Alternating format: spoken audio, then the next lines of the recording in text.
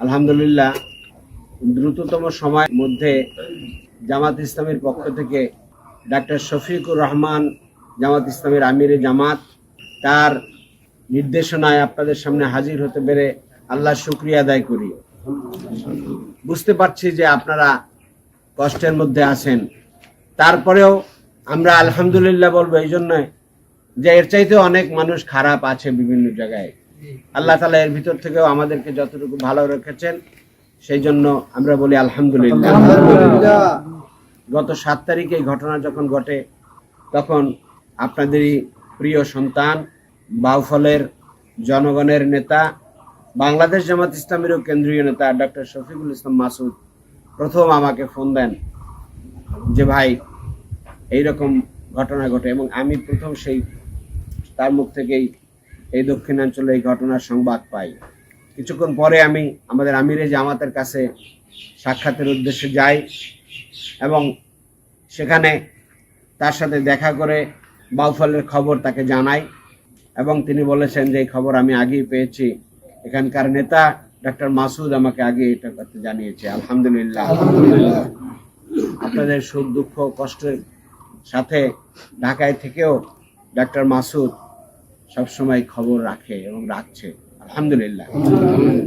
ভাইয়ের আমার, তিনি তাৎক্ষণিকভাবে এখানে সহযোগিতা দেওয়ার জন্য উনি প্রস্তুত হয়ে ক্ষয়ক্ষতির চিত্রটা তিনি জানতে চান, এবং তারপরে আজকে উনি আমাকে এই ডক্টর মাসুদ সহ আপনাদের পাশে এসে হাজির হওয়ার জন্য নির্দেশ করেন, এবং আমরা সেইভাবে আপনাদের পাশে এসে দাঁড়িয়েছি। আলহামদুলিল্লাহ।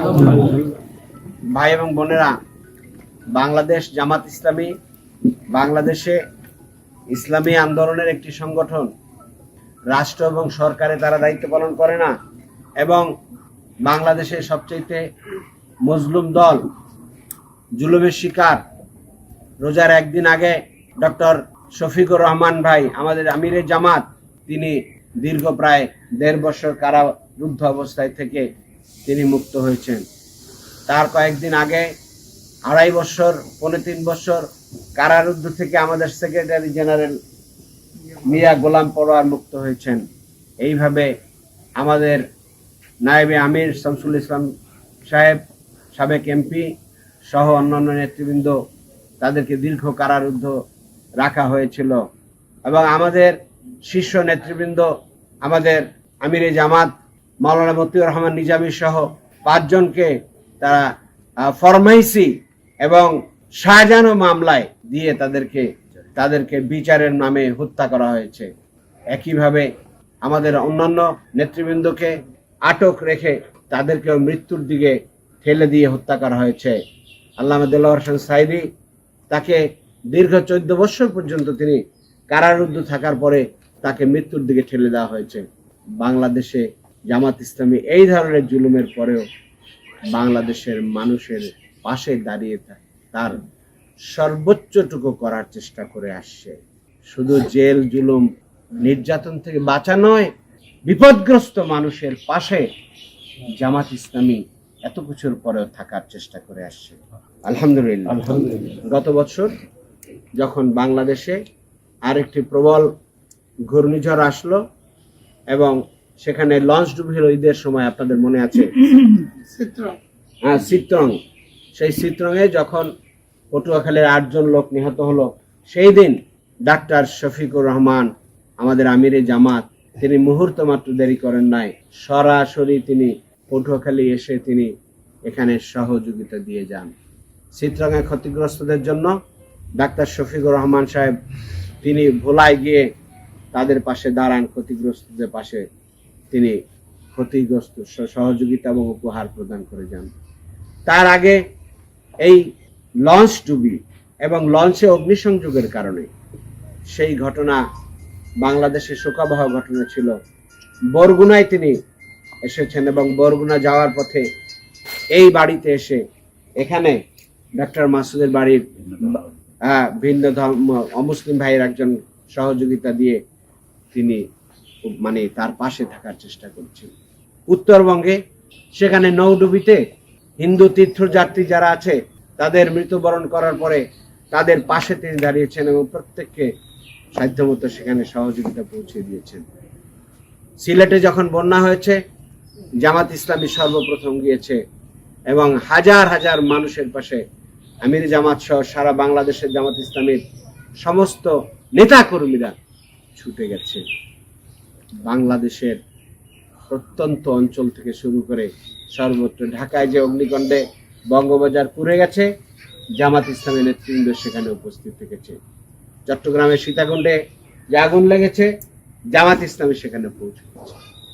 জামাত ইসলামী মানুষের কল্যাণের জন্য দল। কারণ আল্লাহ মানুষকে, বিশেষভাবে মুসলমানদেরকে বলেছেন উখরিজাত লিন্নাস, তোমরা মানুষের জন্য, কল্যাণের জন্য তোমরা কাজ করবে। জামাত ইসলামী সেই কল্যাণের জন্য কাজ করার দায়িত্ব নিয়ে কাজ করছে। রাষ্ট্র এবং সরকারের দায়িত্ব প্রধানত, কিন্তু জামাত ইসলামী সেই দায়িত্ব নিজের পক্ষ থেকে যতটুকু সম্ভব করার চেষ্টা করেছে। আজকে যারা এইভাবে ক্ষতিগ্রস্ত হয়েছেন তাদের পাশে প্রধানত যাদের দায়িত্ব, তারা হয়তো আসবেন বলেই আমরা আশা করতে চাই।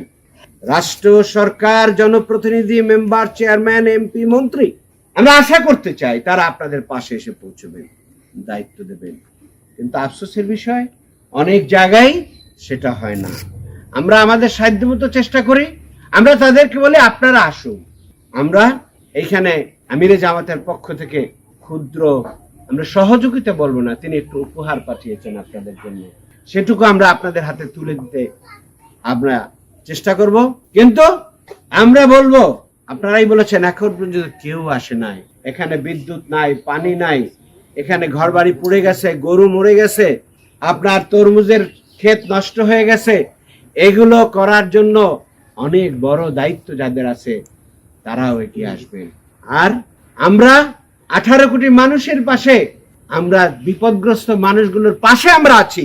আল্লাহ দেখবেন, দেশবাসী দেখবেন, আমরা সেই দায়িত্ব নিয়েই আমাদের যতটুকু সামর্থ্য আছে বাংলাদেশে জামাত ইসলামী সেইভাবে যায়, আজকে ওইভাবে আসছে। ভোলায় যে ক্ষতি হয়েছে তার পাশে ইনশাআল্লাহ আমিরি জামাত সেখানে যাওয়ার নির্দেশ করেছেন এবং সেখানে সেই প্রস্তুতি চলছে।